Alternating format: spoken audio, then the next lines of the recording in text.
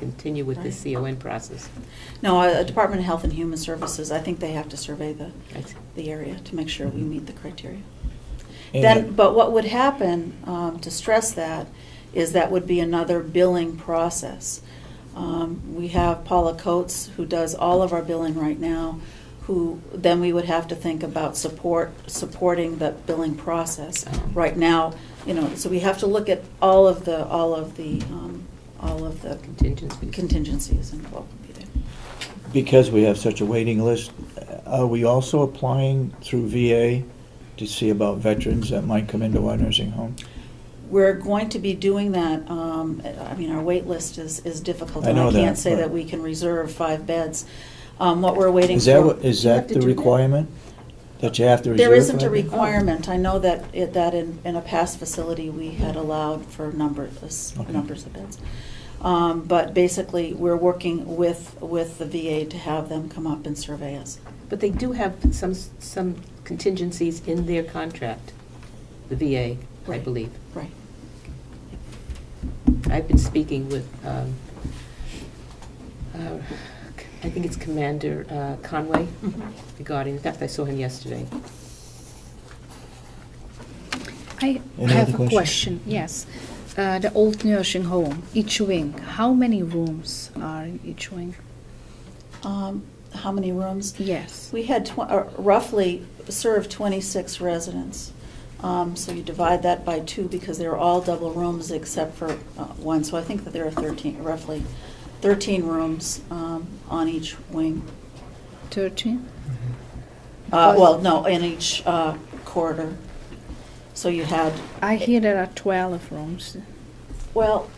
in each wing. They equal 103 It's 103, residents. no matter how you figure it. So it could be 12 rooms, plus there was 1 private room. A hospice room. A hospice room. Yeah. Yeah. And there was room at the end of the corridor that was used Oh, for... those are our day rooms, Right. our solariums, yes. Is there something else for that question? I know, so you have 103 rooms there in the old nursing home. Not 103 rooms. We had the capability of 103 residents, but there was Double one ups. room that could double as could be a hospice room, a single room, and so on each side of the building we had 2 wings, and roughly there were 25, 20, and some had 26 residents. With 2 people to a room. Yeah, I know, 2 people in a room, but if each wing have 12 rooms, but you said no, it's 13 rooms. The wing has 2 corridors, and each corridor had up to 26 residents. 25 to 26 residents were on each wing, and they would be double occupancy in the rooms. Okay, thank you. You might want to go over and visit the Yeah, I nursing went, home. I will go Count again. them up. Because we've had somebody come in, the question was raised back a week or 2 ago regarding the process that we use to admit people into nursing home. I hope that answered your questions. If it hasn't,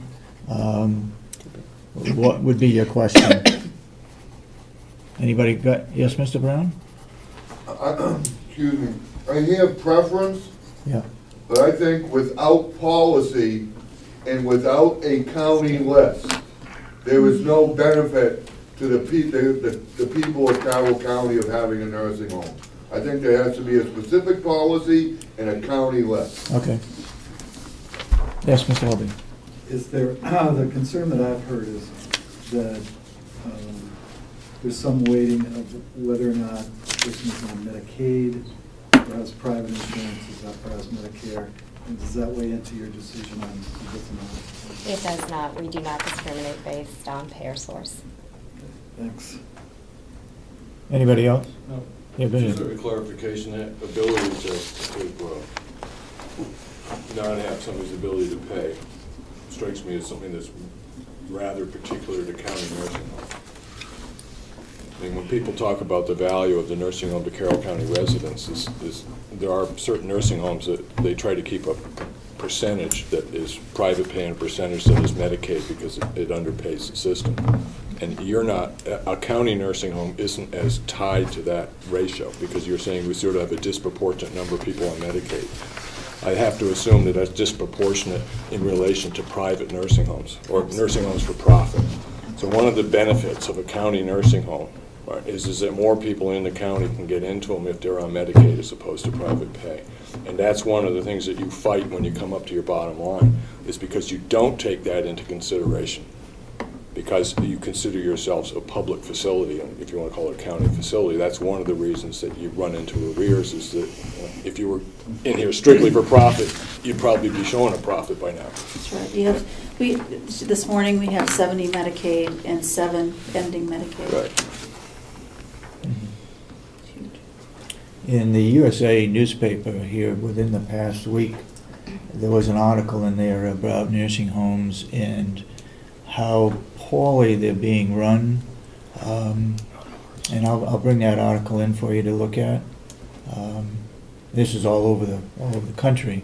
And they have a 5-star down to a 1-star, and it was a lot of 1-stars. That means they weren't up to standards, whether they were dirty, whether they lacked enough help to serve or provide the service for the people there. There's a whole lot of different things. I'll bring that article in. I just read it. Anyone in the community, county, state, can go online. I think it's called Nursing Home Compare. There's a 5-star rating, and it's worked on a bell curve. 1 being the lowest, 5 being the highest. I will tell you that, and I say this tongue in cheek, because when you're in healthcare, it's one moment in time, and this is based on your surveys. So you really shouldn't point fingers at the person next to you, because it could happen to you. We are a 4-star facility, 4-star facility, and it's based on staffing. It's based on your health. Your survey. It's based on a number of things. And again, it's tough. And a few years ago, several of our county homes, which are excellent county homes, had problematic surveys, and that dropped their rating. And it's just one moment at a time. But I think that we should be very proud of the staff that we have at the facility and the care that we give. Absolutely. We're very proud of the facility that we have also. Yep. No question. Okay, any other? Yes, Maureen? I'm sorry. One of the things, correct me if I'm misspeaking, Sandy, that we were looking at when we were building this facility was, I work at Maine Medical, and one of the biggest reasons people were continuing to stay in the hospital was because they had nowhere to go that was close to home. What they needed were 2 to 3 months of rehab, meaning they couldn't be left alone. They needed 24-hour care 7 days a week for a period of time. They needed to learn to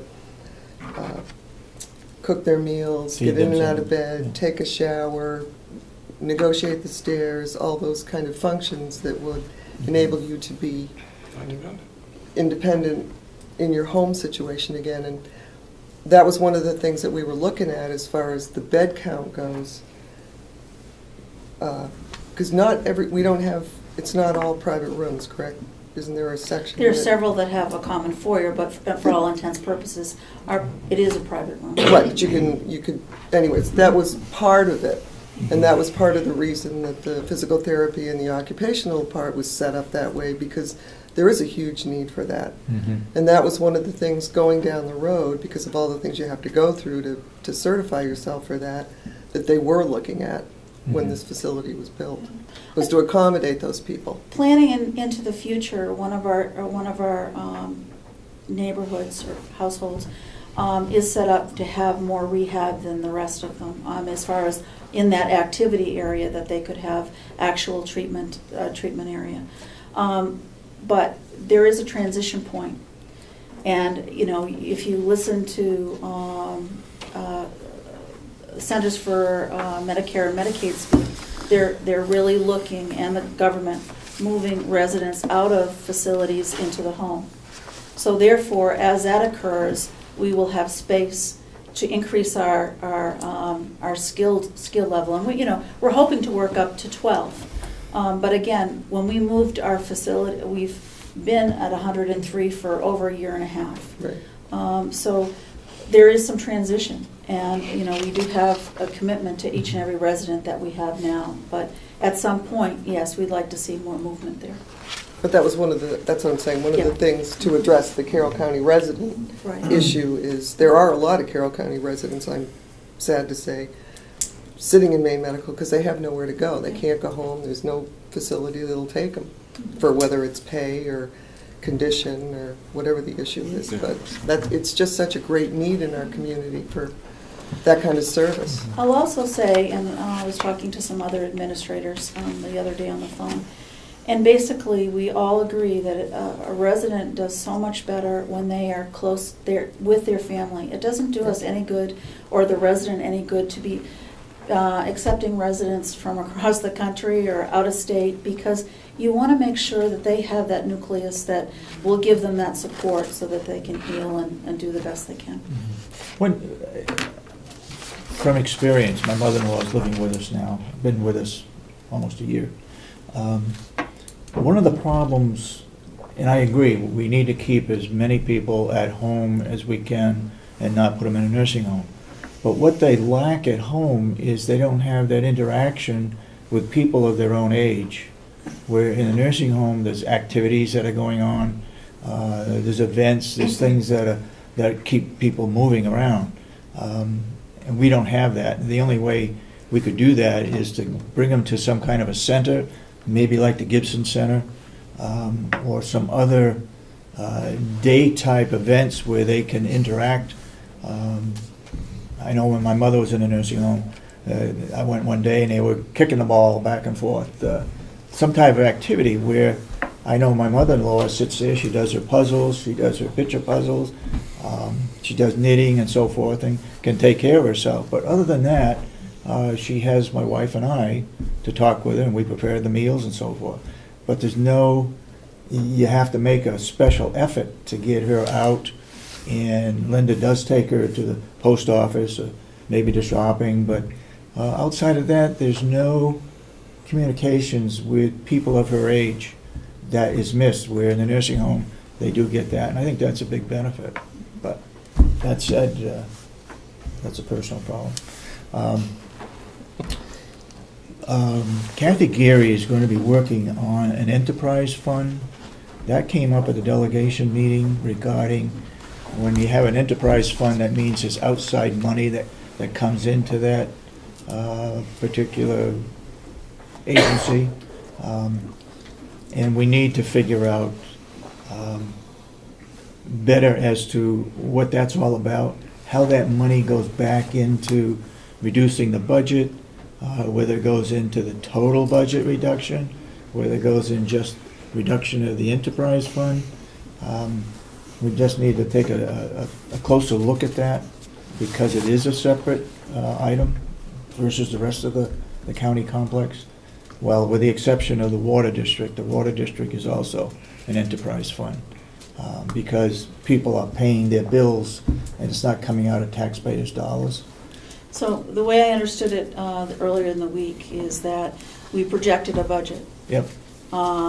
We received revenue, which exceeded what our expected revenue was. Mm-hmm. So we had a balance left. I mean, even though a balance left, Yep. is that portion of the money, or what happens to that money? I don't know. That's what we need to look at. All right. Okay. So I'll ask Kathy Gator to start on it, and maybe you can help, or Paula can help Very with good. that. Okay. Okay. I have a question. I see sometimes some check, it said gift card account. Mhm. Can you tell me what that is, the gift card account? That is an account, and again, I don't manage those monies. Those are monies that if we did fundraising, there's monies that are put in there. So if we had a car show, what have you, there's a gift card account there. And you'll often see money taken out of that gift account for resident incidentals, or resident party, or Christmas gifts that we give the residents, and that kind of thing. So that is what the gift card is. And for more specifics, I'd refer you over to Who's doing to it? Paula. Paula. Paula Paula Coates. Paula She's our Coates. business manager. It's a Okay. separate fund, it It's a has separate- nothing to do with the county tax dollars. And the personal account, that is, Right, Paula, in the business office. She's doing that too? She does that as well. and what is the personal account? Residents can have their own personal account. They can have petty cash, which is up to, I don't know what we keep, up to $50 in an account. And then they also have their own checking accounts, and we help them with the checks and that kind of thing. So they could go out to lunch, which is probably what you're signing off on. They can go out to lunch, we will pay for that lunch, and then they will write a check to go back to the credit card. Yep. So that's how that works. Okay, thank you. I had a question from the delegation budget hearing. I saw that revenue at the nursing home was up like 900,000, expenses were up 400,000, yet somehow the deficit grew to 1.8 million. I don't understand, if your revenue is a lot higher than it was and your expenses are up by half of what the revenue was, how your deficit got to be much larger than it was last year. No, our deficit was actually, I think, $1,000 less this year than it was last year. Okay. And I will go over, you can come over and I can show you. I think you looked at the wrong lines. I think, Okay. I'll go out, I'll be my guest. I just glanced at some Yeah. sheet I got from Representative Schmidt, and that's what it looked like, but I only have 2 minutes to look at it. Yeah. No, I'd be happy to give you the figures. Okay. It's also, it's also remarkable, and, you always want to do better than you did the year before, and you want to have strategies to do better. But last year, we were in an old facility. We moved in to a new facility. We were looking at heating costs, electrical costs, increase in our, for our building insurance. So there are a number of factors that were added on to our, operations for the end of year last year. And I commend the staff for their diligence. But I'm very happy to share that with you. Okay, thanks. Yep. That's the best thing to do, is to go to the source to make sure you get the right facts, and not something that you read in the paper, your paper or any other paper. Well, that's why. That's good. You're doing a good job, Damon. Okay, yes, Ms. Alden. I understand that Representative Umberger generally has a problem with mathematics, but the reason why we have an enterprise fund and why enterprise funds exist is because statutorily and constitutionally, the government can be in the business of collecting taxes and fees. And in order to provide the service of a nursing home, you need to, or a water company for that matter, you need to have the ability to send out bills of different amounts to different people for different services rendered. So you need to create. But aside from that, the action of the budget of the nursing home, whether it's an enterprise fund or not, is no different than the action of the budget of the sheriff's department or the county attorney's department. Whatever money comes in that isn't allocated to the services that they provide goes into the general fund of the county and is put against taxes, or however you want to do it. The only other comment I was going to make about Sandy's presentation is, you mentioned bringing in more therapy or more rehabilitation, but we contract that service out currently for physical therapy and occupational therapy. So it's not truly a revenue generator per se. Do you expect that sometime in the future that might come in-house? That we might provide those services with our own employees? I think that as we look at budgets over and over again, that is something that always is a question. But to look at the level of the competency that we have, and you look at the resident, and I watch a resident come in, I look at the therapy that they receive, and I look at the end product. And we have such a sterling program right now. I'm very hesitant to make change. Yet at some point, we may have to make a change, and for various and sundry reasons. I was just thinking strictly from revenue, not from result. Whether or not that would be a profit center, if you will.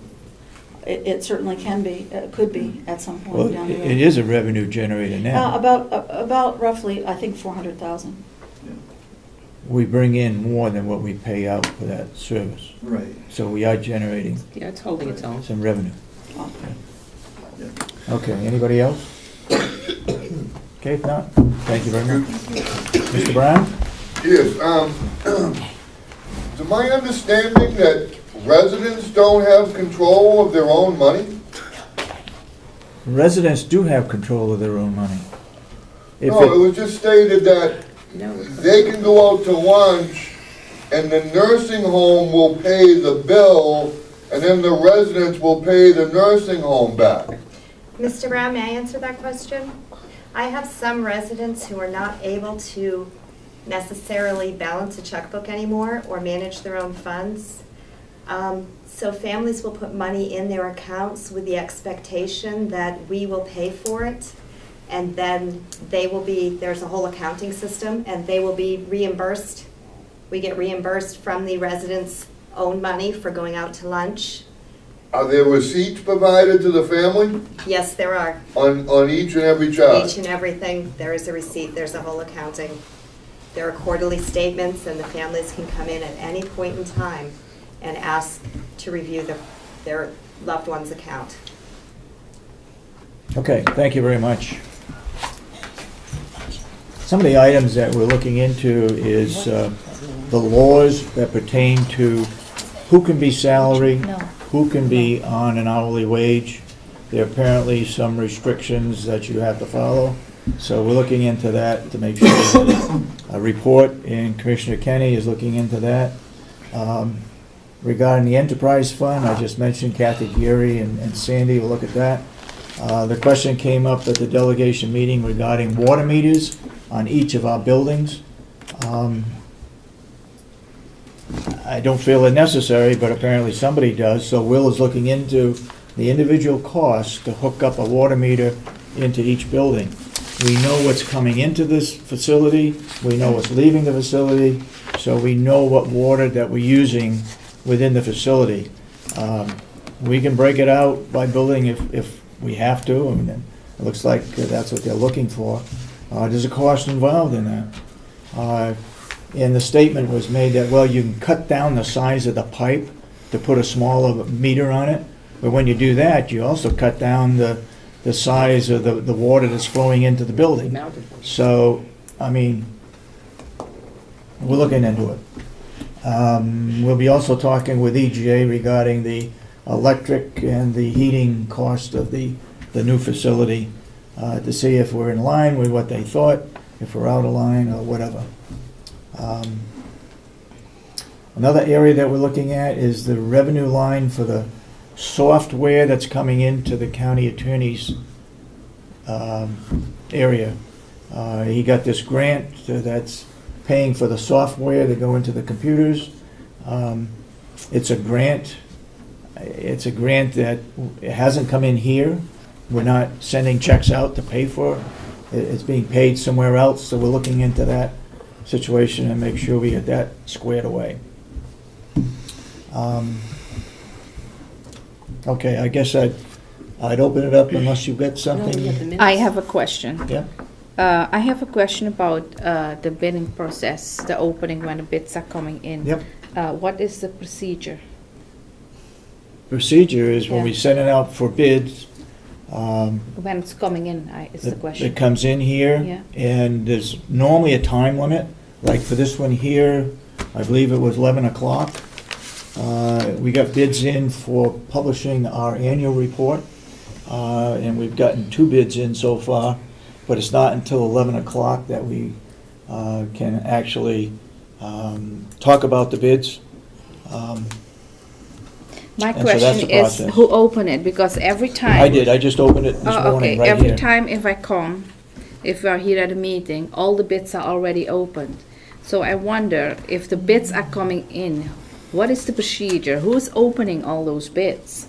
They normally come onto my desk. So you are opening all the bids? And I opened them right here when I got here this morning. But I haven't talked about them, so nobody knows what the bids are for, how much they are, who has sent them in. We normally, in the past, we've gotten 2 bids, one from Minuteman Press in North Conway and one from the Carroll County Independent here in Ossipee. But my understanding is it went out to the papers, and other people can bid on it as well. Okay, Okay. my question is, every time I'm coming here, the envelopes are coming, everything is already open like this.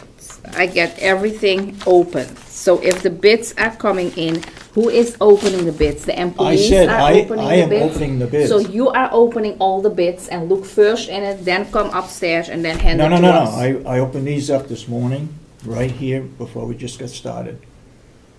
Okay? Point of order. So where is your opener then? How you open it? Here this morning. Oh, How did you I see what open you're it then?